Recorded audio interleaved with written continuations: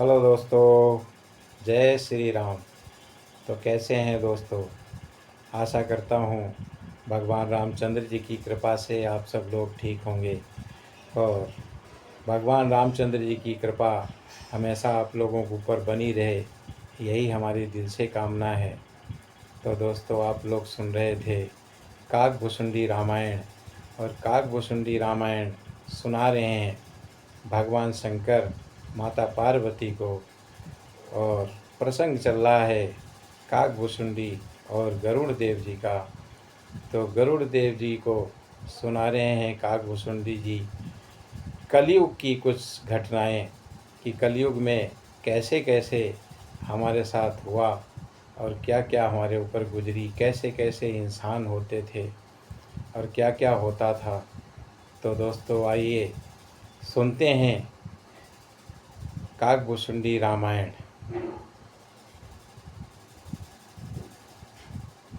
सुनु खगेश कलि कपट हट, दंभ द्वेष पाखंड, मान मोह मर जात मद, व्यापी रहे ब्रह्मांड।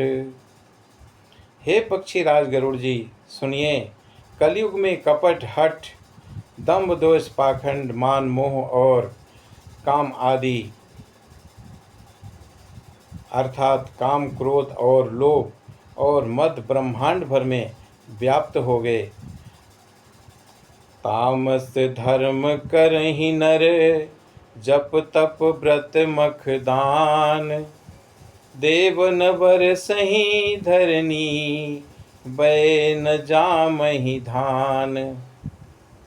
मनुष्य जप तप यज्ञ व्रत और दान आदि धर्म तामसी भाव से करने लगे, और देवता इंद्र पृथ्वी पर जल नहीं बरसाते और बोया हुआ अन्न उगता नहीं।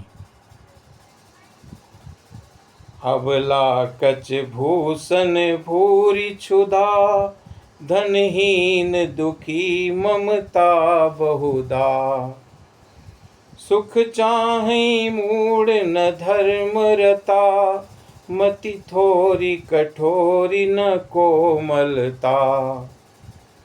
स्त्रियों के बाल ही भूषण हैं और उसके शरीर पर कोई आभूषण नहीं रह गया, और उनको भूख बहुत लगती है, अर्थात वे सदा अतृप्त रहती हैं, और वे धनहीन और बहुत प्रकार की ममता होने के कारण दुखी रहती हैं। वे मूर्ख सुख चाहती हैं, पर धर्म में उनका प्रेम नहीं है, और बुद्धि थोड़ी है और कठोर है, उनमें कोमलता नहीं है।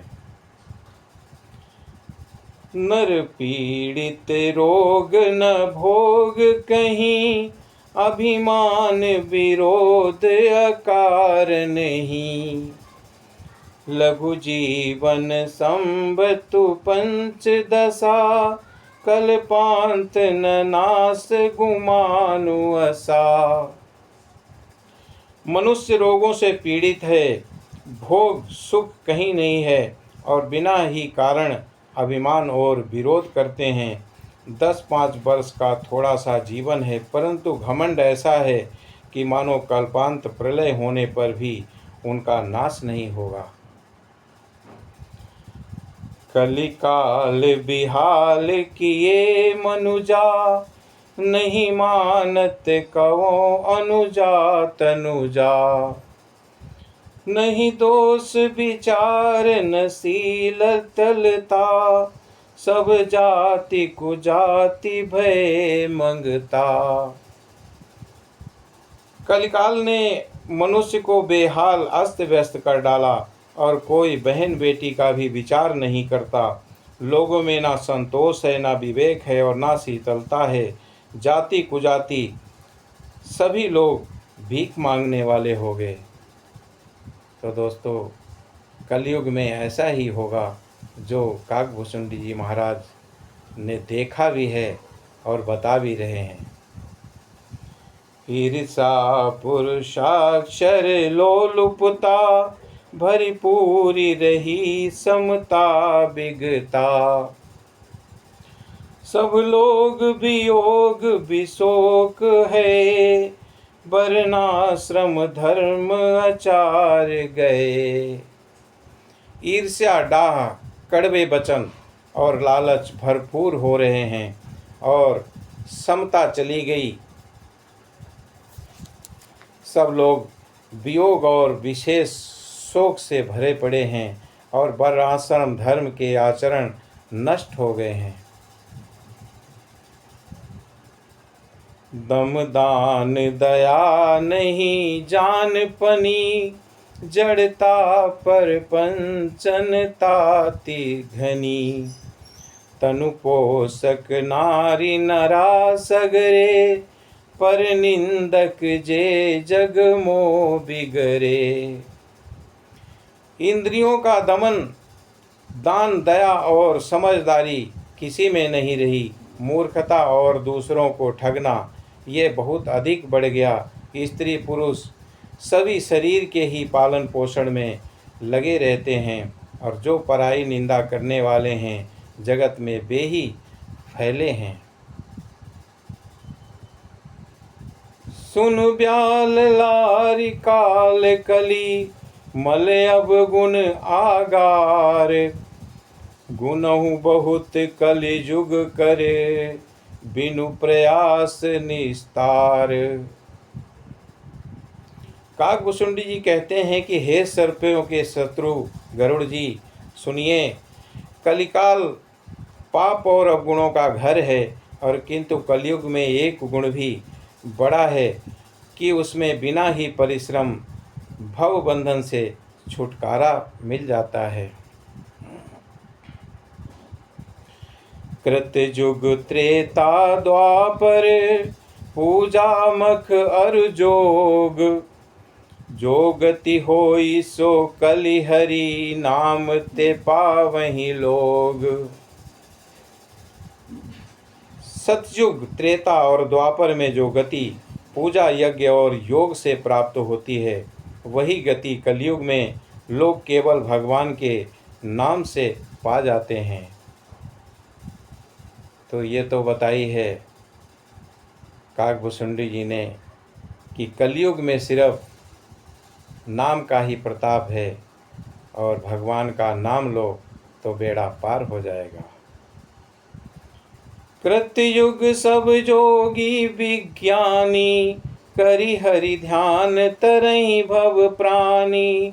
त्रेता विविध यज्ञ नर करहि, प्रभु ही समर्पि कर्म भव तरहि। सतयुग में सब योगी और विज्ञानी होते हैं। हरि का ध्यान करके सब प्राणी भवसागर से तर जाते हैं और त्रेता में मनुष्य अनेक प्रकार के यज्ञ करते हैं और सब कर्मों को प्रभु के समर्पण करके भवसागर से पार हो जाते हैं।